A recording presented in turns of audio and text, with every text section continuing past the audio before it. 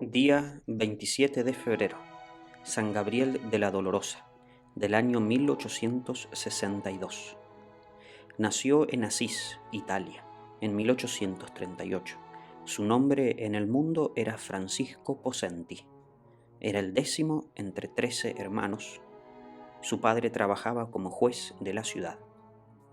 A los 4 años quedó huérfano de madre. El papá, que era un excelente católico, se preocupó por darle una educación esmerada, mediante la cual logró ir dominando su carácter fuerte, que era muy penoso a estallar en arranques de ira y de mal genio. Tuvo la suerte de educarse con 2 comunidades de excelentes educadores, los hermanos cristianos y los padres jesuitas, y las enseñanzas recibidas en el colegio le ayudaron mucho para resistir los ataques de sus pasiones y de la mundanidad.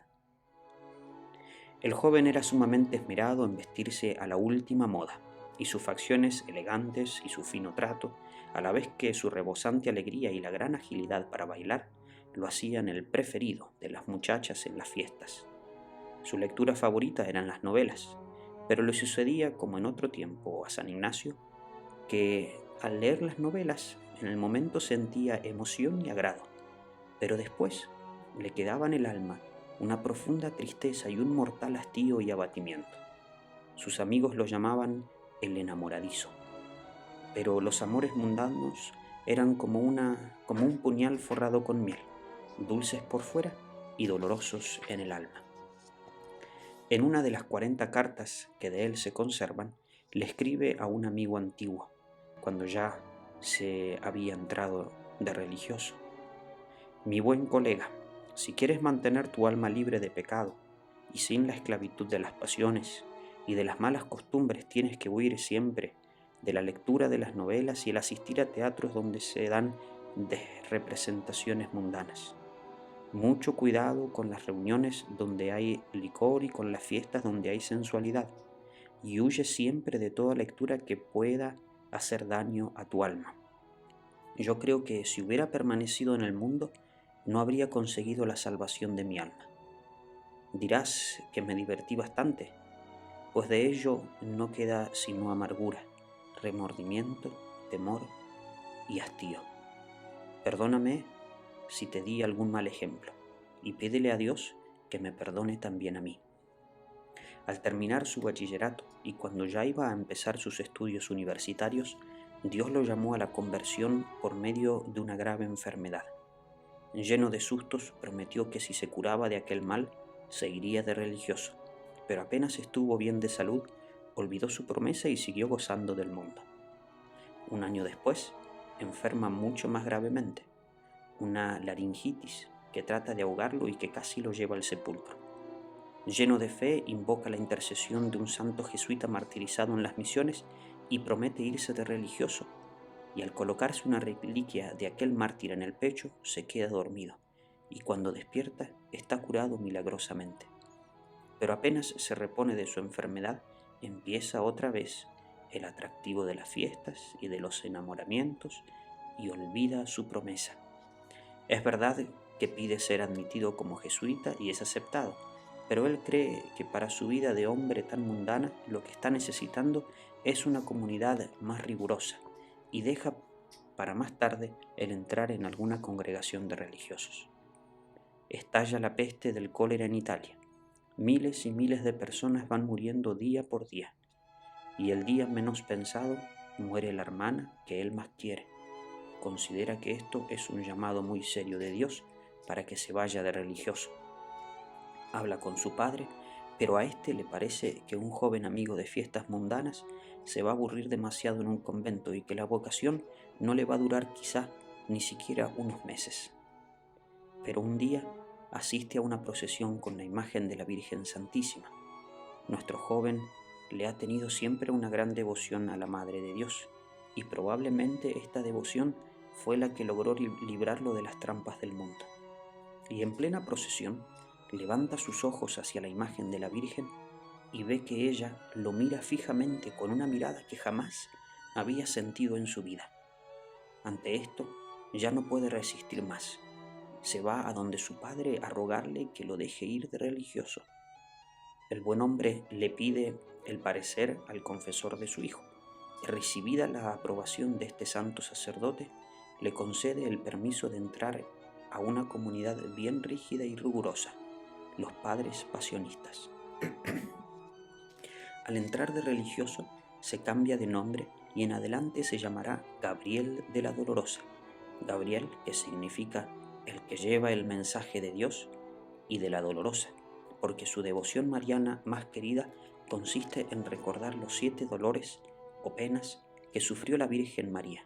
Desde entonces será un hombre totalmente transformado.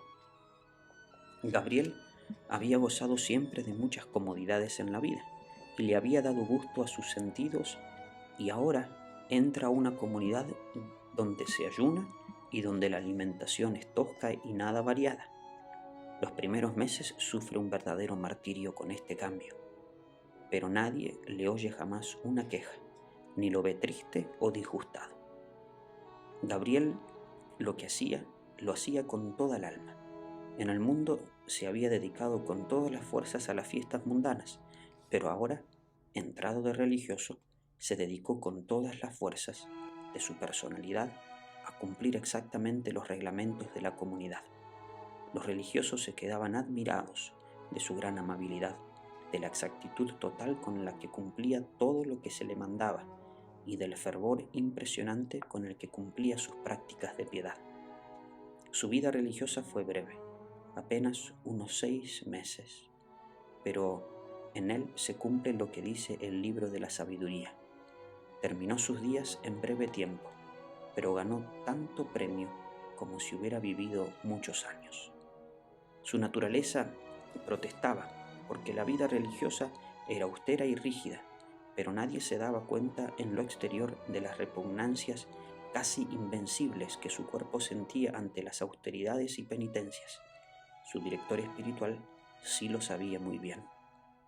Al empezar los estudios en el seminario mayor, para prepararse al sacerdocio, leyó unas palabras que le sirvieron como lema para todos sus estudios y fueron escritas por un sabio de su comunidad, San Vicente María Strambi.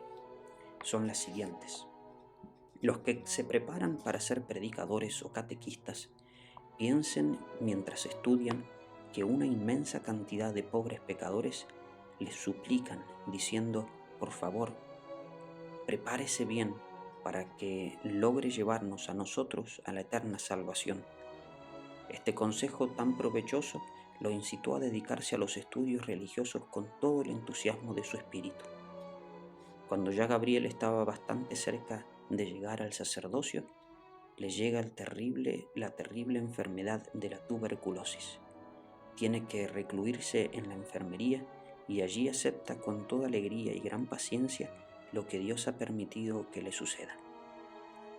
De vómito de sangre en vómito de sangre, de ahogo en ahogo, vive todo un año repitiendo de vez en cuando lo que Jesús decía en el huerto de los olivos: Padre, si no es posible que pase de mí este cáliz de amargura, que se cumpla en mí tu santa voluntad.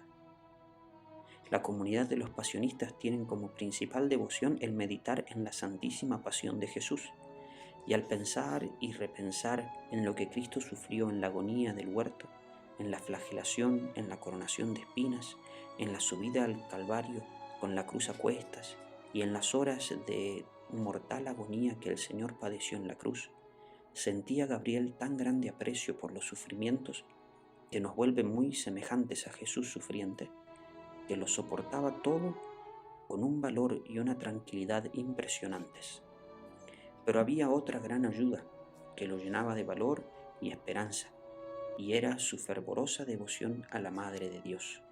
Su libro mariano preferido era Las Glorias de María, escrito por San Alfonso María de Ligorio, un libro que consuela mucho a los pecadores y débiles, y que, aunque lo leamos 10 veces, todas las veces nos parece nuevo e impresionante. La devoción a la Santísima Virgen llevó a Gabriel a grados altísimos de santidad.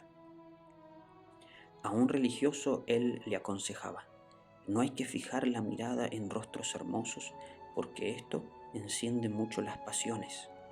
A otro le decía: lo que más ayuda a vivir con el alma en paz Es el pensar en la presencia de Dios, el recordar que los ojos de Dios siempre me están mirando y sus oídos me están oyendo a toda hora, y que el Señor pagará todo lo que se hace por Él, aunque sea regalar a otro un vaso de agua.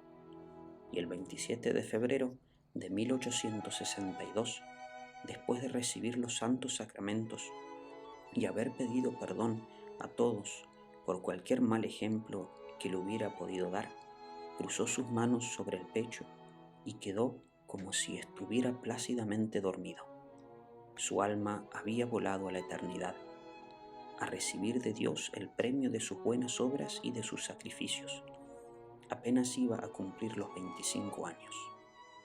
Poco después, empezaron a conseguirse milagros por su intercesión, y en 1926 el sumo pontífice lo declaró santo y lo nombró patrono de los jóvenes laicos que se dedican al apostolado. San Gabriel de la Dolorosa, pídele a la Santísima Virgen por tantos jóvenes tan llenos de vitalidad y de entusiasmo, para que encaucen las enormes fuerzas de su alma, no a dejarlas perderse en goces mundanos, sino a ganarse un gran premio en el cielo, dedicándose a salvar su propia alma y la de muchos más.